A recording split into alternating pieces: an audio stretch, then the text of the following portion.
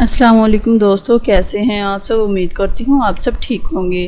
میں حاضر ہوں آج ایک نئی کہانی کے ساتھ۔ کہانی کی جانب بڑھنے سے پہلے گزارش ہے چینل کو سبسکرائب کرنا مت بھولیے گا تاکہ ہر آنے والی نئی کہانی کا نوٹیفیکیشن آپ کو بآسانی ملتا رہے۔ بڑھتے ہیں کہانی کی جانب۔ میرا نام نمرہ ہے، میری عمر تقریباً 20 سال ہے۔ میں لاہور میں رہتی ہوں۔ میرا رنگ بہت زیادہ سانولا ہے، لیکن میرے نئے نقش بہت زیادہ اچھے ہیں۔ جو کوئی بھی مجھے دیکھتا ہے وہ مجھے دیکھتا ہی رہ جاتا ہے۔ مجھے شروع سے ہی پڑھائی کا بہت زیادہ شوق تھا اور میں نے یہ سوچ لیا تھا کہ پڑھائی کر کے میں باہر کے ملک چلی جاؤں گی، لیکن میرے امی اور ابو اس بات کو نہیں مانتے تھے۔ وہ کہتے تھے ہم تمہیں کبھی باہر نہیں جانے دیں گے۔ میں اپنے دادا اور دادی کے ساتھ رہتی تھی، اس لیے میں دادا ابو کی منتیں کرنے لگی کہ وہ امی ابو کو راضی کر لیں۔ میرے دادا مجھ سے کہنے لگے کہ میں ایک شرط پر تمہارے باپ اور تمہاری ماں کو منا لوں گا۔ میں نے اپنے دادا سے پوچھا کہ وہ کیا شرط ہے؟ میرے دادا ابو مجھ سے کہنے لگے وقت آنے پر تمہیں سب کچھ بتا دوں گا۔ ابو صبح صبح ہی اپنی نوکری پر چلے جایا کرتے تھے، کیونکہ میرے ابا ایک اسکول میں کلرک تھے۔ جس کے بعد میں دادا دادی کے ساتھ ہر وقت گھر میں اکیلی رہتی تھی۔ میرے دادا بہت ہی زیادہ میرا خیال رکھتے تھے۔ دادی کی طبیعت کافی زیادہ خراب رہنے لگی تھی، تو پھر میں اکثر دادی کا خیال رکھتی تھی۔ ان کی طبیعت خراب ہونے کی وجہ سے ایک دن میری دادی ہم سب کو اس دنیا میں اکیلے چھوڑ کر چلی گئی۔ دادا بھی اب بہت زیادہ اکیلے ہو گئے تھے، کیونکہ دادی اللہ کو پیاری ہو گئی تھی۔ میرے دادا کی عمر اتنی زیادہ نہیں تھی۔ انہوں نے خود کو بہت زیادہ فٹ رکھا ہوا تھا، کیونکہ وہ آرمی سے ریٹائرڈ آفیسر تھے۔ دادی کے جانے کے بعد وہ بہت زیادہ اداس بھی رہنے لگے تھے۔ امی ابو جب گھر واپس آتے تو میں ان کے ساتھ اکیلی ہی ہوتی تھی۔ میرے دادا بہت خیال رکھتے تھے۔ میں بھی یہی سمجھتی تھی کہ میرے دادا ابو ہیں، وہ میرا خیال رکھ لیا کریں گے، لیکن مجھے کیا پتہ تھا کہ میرے دادا ابو ہی میری زندگی تباہ و برباد کر ڈالیں گے۔ میں اپنے دادا کو بہت زیادہ اچھا سمجھتی تھی کہ وہ میرے ساتھ کبھی کچھ غلط نہیں کریں گے، لیکن میری یہ بات غلط ثابت ہو گئی۔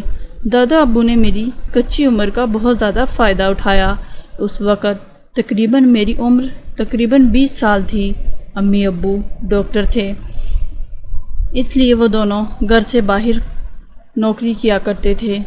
دادا نے انہیں کہہ دیا تھا کہ وہ بے شک اس ڈیوٹی کے لیے باہر چلے جائیں، میری فکر نہ کریں، کیونکہ میں ان کا خیال رکھ لیتی ہوں۔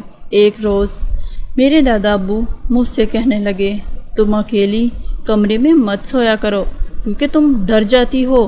ایسا کرو کہ تم میرے کمرے میں ہی سو جاؤ۔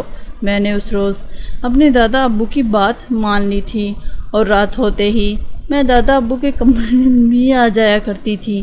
ان کے کمرے میں 2 سنگل بیڈ تھے، یعنی میرا بیڈ کافی دور تھا۔ ان میں سے ایک بیڈ خالی تھا۔ میں نے وہاں سونے کا ارادہ بنا لیا تھا۔ اچانک ہی میری آنکھ لگی تو مجھے ایسا محسوس ہوا جیسے کسی نے میرے اوپر ہاتھ رکھا ہو۔ میں نے ادھر ادھر دیکھنے کی کوشش کی تو مجھے کوئی بھی نظر نہیں آیا، اور کسی نے اپنی حرکت کو روک لیا تھا۔ کچھ دیر کے بعد وہی حرکت پھر سے ہونے لگی۔ جیسے ہی میں نیند میں گئی تو مجھے ایسا محسوس ہوا جیسے کوئی مجھے چھیڑ رہا ہے۔ جیسے ہی میں نے آنکھیں کھول کر دیکھنا چاہا تو سامنے دادا موجود تھے۔ میں دادا کو دیکھ کر بہت زیادہ حیران ہوئی۔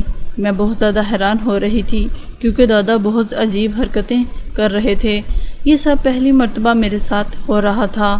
میں نے بھی اس چیز کو اچھی طرح محسوس کر لیا تھا، لیکن میں نے یہ بات اپنے دل میں سوچ لی تھی کہ اگر دادا نے ایسا ویسا کچھ کیا تو میں اٹھ جاؤں گی۔ دادا جی کچھ دیر تک سکون دیتے رہے۔ دادا ابو کے ایسا کرنے سے مجھے بھی بہت زیادہ سکون مل رہا تھا۔ کچھ دیر یہ حرکتیں کرنے کے بعد میرے دادا اپنے بیڈ پر واپس چلے گئے، لیکن ان کے جانے سے میری بہت زیادہ بے چینی بڑھنے لگی۔ مجھے شاید ان کی بہت زیادہ عادت ہو گئی تھی، لیکن دادا اس سے آگے کوئی کام نہیں کرتے تھے۔ کچھ دیر بعد ہی ابو نے اپنی جاب چھوڑ دی تھی۔ یہ سن کر میری جان نکل گئی۔ کیونکہ اب مجھے ایسا لگنے لگا تھا کہ میں مزید دادا کے پاس نہیں جا سکوں گی۔ اب تو دادا ابو مجھے بہانے سے چھیڑنے لگے تھے۔ ابھی اس بات کو 3-4 سال ہی گزرے تھے اور یہ کام میرے اور دادا کے درمیان بہت زیادہ ہونے لگا تھا۔ دادا ابھی ہر وقت مجھے راضی کرنے میں لگے رہتے۔ میں بھی دادا جی کو تنگ نہیں کرتی تھی۔ جب بھی دادا جی مجھے کہتے میں ان کے کمرے میں چلی جایا کرتی تھی۔ مجھے دادا جی سے زیادہ ڈر نہیں تھا، کیونکہ دادا جی ویسے بھی بہت زیادہ بڑھاپے میں پہنچ چکے تھے۔ وہ میرا کچھ بھی نہیں بگاڑ سکتے تھے۔ جب سے میں دادا کی ہر بات ماننے لگی تھی، دادا ابو میرے لیے بہت زیادہ چیزیں لے کر آیا کرتے تھے اور میری ہر خوشی کا خیال رکھتے تھے۔ میں بھی دادا ابو کے ساتھ بہت زیادہ اٹیچ ہو گئی تھی اور میں دادا ابو کی ساری باتیں سمجھ رہی تھی کہ دادا ابو مجھ سے کیا چاہتے ہیں۔ پھر ایک روز دادا ابو میرے کمرے میں آئے اور مجھ سے کہنے لگے، آج بیٹا میں تمہیں ایک چیز دکھاؤں گا۔ جیسے ہی دادا ابو نے وہ چیز دکھائی، وہ بہت زیادہ بڑی تھی۔ میں نے فوراً سے اس چیز کو پکڑ لیا اور ان کے ساتھ وہ سارے کام کرنے لگی۔ زندگی میں پہلی دفعہ میرے ساتھ یہ سب کچھ ہو رہا تھا اور اس کو دیکھتے ہی میری آنکھوں میں بہت زیادہ چمک آ گئی تھی۔ میں نے زندگی میں پہلی دفعہ اپنے دادا ابو کا اتنا بڑا طوطا دیکھا تھا۔ جب میں نے دادا ابو کا طوطا پکڑا تو دادا ابو بھی بہت زیادہ اچھا محسوس کر رہے تھے۔ میرے دادا ابو بہت زیادہ بوڑھے ہو چکے تھے۔ مجھے سمجھ نہیں آ رہی تھی کہ وہ یہ کام کیسے کر رہیں گے، لیکن دادا کو دیکھ کر ایسے لگ رہا تھا کہ وہ آج ہی یہ کام ضرور کریں گے۔ کچھ دیر کے بعد ہی مجھے دادا ابو سے بہت زیادہ سکون ملنے لگا۔ میں جانتی تھی کہ یہ سب کچھ غلط ہے، لیکن پھر بھی میں یہ سب کچھ کر رہی تھی کیونکہ مجھے بہت زیادہ تھکاوٹ ہو رہی تھی اور مجھے سکون بھی مل رہا تھا۔ دادا ابو کو بھی شاید اس چیز کی بہت زیادہ طلب تھی۔ وہ تھکنے کا نام ہی نہیں لے رہے تھے۔ آدھا گھنٹے کے بعد میں نے دادا جی کو بہت زیادہ منتوں ترلوں سے کہا کہ آپ بس کر دیں۔ مجھے بھی اب دادا ابو کے ساتھ ایسا رہنے کی بہت زیادہ عادت ہو گئی تھی، لیکن میرے لیے خطرے کی بات یہ تھی کہ میرے ماں باپ نے میرا رشتہ کہیں طے کر دیا تھا اور یہ سب کچھ خطرے سے خالی نہیں تھا۔ اس وجہ سے میں نے اپنے دادا جی سے بات چیت کرنا چھوڑ دی تھی۔ اب میں نے منع کر دیا تھا کہ وہ کبھی میرے پاس نہ آئیں۔ وہ بھی حیران ہو رہے تھے۔